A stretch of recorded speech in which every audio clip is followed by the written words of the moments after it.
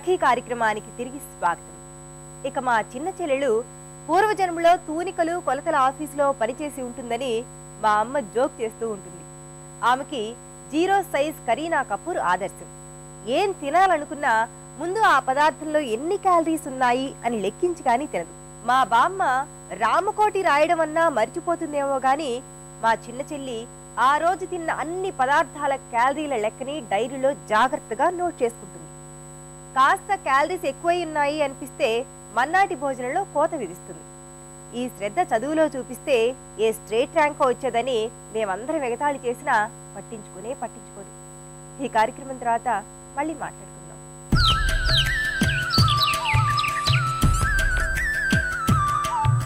నమస్కారం. ఉద్యాన శోభ కార్యక్రమానికి స్వాగతం. యూఫోర్బియా సకులు ఈ మొక్క గురించి మనం ఈ మధ్య చాలా చోట్ల వింటున్నాం, అలాగే ఈ మొక్కని చాలా చోట్ల చూస్తున్నాం కూడా. మరి అసలు ఈ మొక్క స్పెషాలిటీ ఏంటో, దీన్ని ఎలా పెంచాలో మన గార్డెనింగ్ ఎక్స్పర్ట్ మాధవి గారిని అడిగి తెలుసుకుందాం.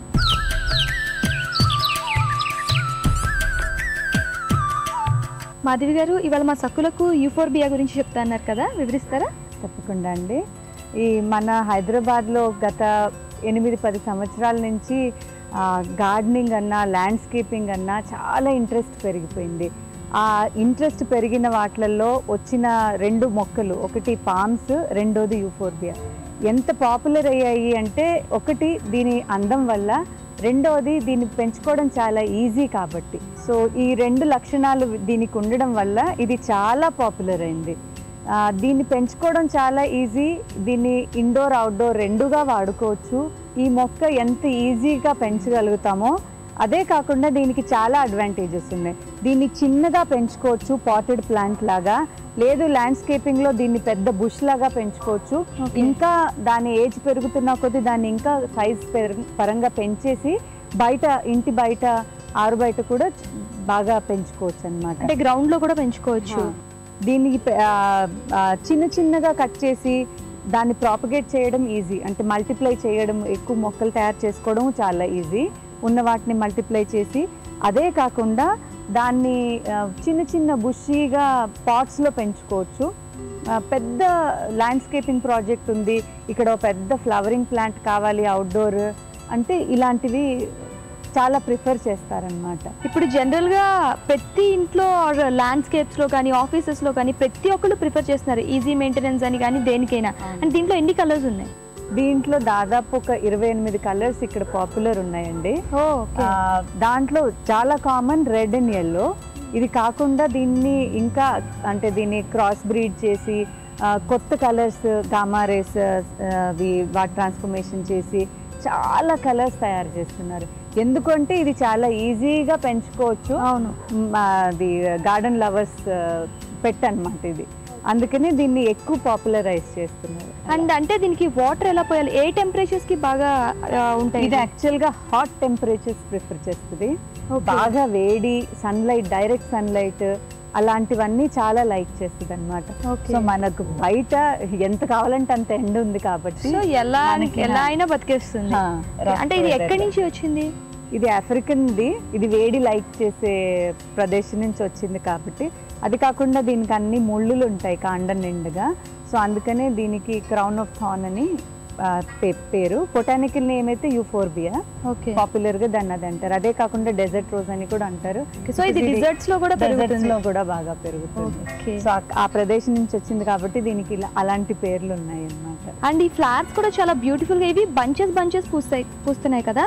అంటే వీటికి టైం పీరియడ్ అలా ఏమైనా ఉందా? సీజన్, ఈ సీజన్ లో వస్తాయి, ఈ సీజన్ లో రావు? సీజన్ అయితే లేదండి. ఇవి perineal, through out the year పూస్తాయి. అండ్ వాసన అదేం ఉండదు. దీనికి స్మెల్, ఉత్తి దాని లుక్, ఈస్థెటిక్ వాల్యూ అంతే అనమాట. దీనికి అంతకు మించి పూజలకి పనికొస్తాయి అట్లాంటివి ఏమీ లేవు. ఆస్పీషియస్ ఇవి అట్లాంటి అడ్వాంటేజెస్ ఏం లేవు. కాకపోతే లుక్ వైజ్ బ్రైట్ కలర్స్లో పూస్తాయి. అంటే ఏమంటారంటే, కొంచెం నెగ్లెక్ట్ చేసినా ఇది చచ్చిపోదు అనమాట. ఎక్కువ వాటరింగ్ అయినా తొందరగా కుళ్ళిపోదు.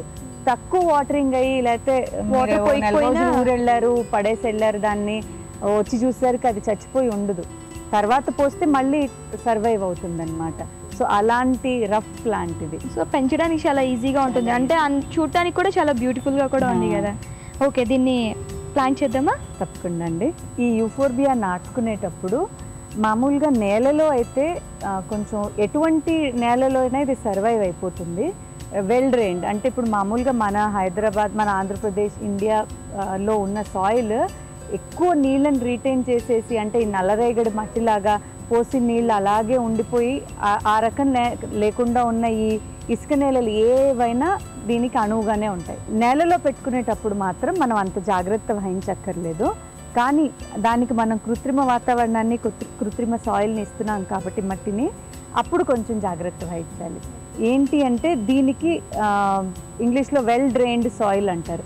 అంటే ఎక్కువగా మాయిశ్చర్ని మట్టిలో ఉంచుకోకుండా తొందరగా వదిలేసే రకమైన సాయిల్ని మనం దీంట్లో తయారు చేసుకోవాలి. ఈ కాండంలో మాయిశ్చర్ అది రిటైన్ చేసుకుంటుంది.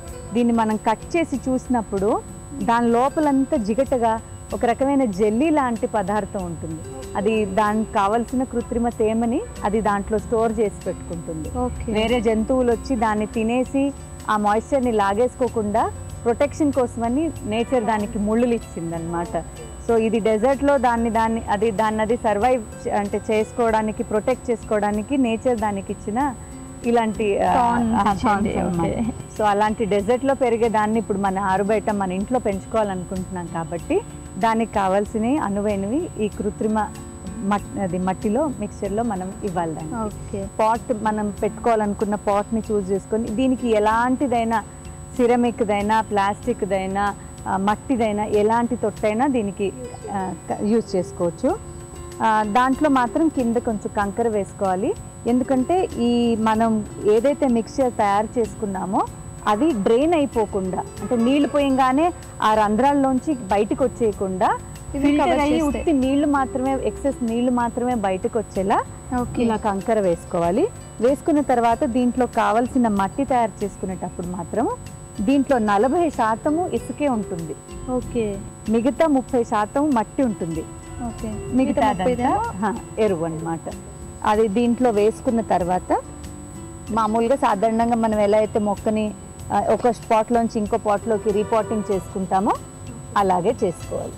సో ఇప్పుడు దీనికి ఇలా షిఫ్ట్ చేసుకోవాలి. అంటే దీనికి వేరే తెగుళ్ళు కానీ ఫంగస్ అలాంటిది ఏమైనా పట్టే ఛాన్సెస్ ఉన్నాయా? దీనికి నేచరే చాలా ప్రొటెక్టివ్ రెమెడీస్ అన్ని ఇచ్చి దీన్ని చాలా గట్టిగా తయారు చేసి పంపిందనమాట. సో ఈ మొక్కకి జనరల్గా చీడలు పీడలు రావు. ఒకటే వచ్చేది ఏంటంటే మన దగ్గర ఉన్న వాతావరణంలో ఎక్సెస్ వాటరింగ్ వల్ల రూట్స్కి వచ్చే తెగుళ్ళు మాత్రం వస్తాయి.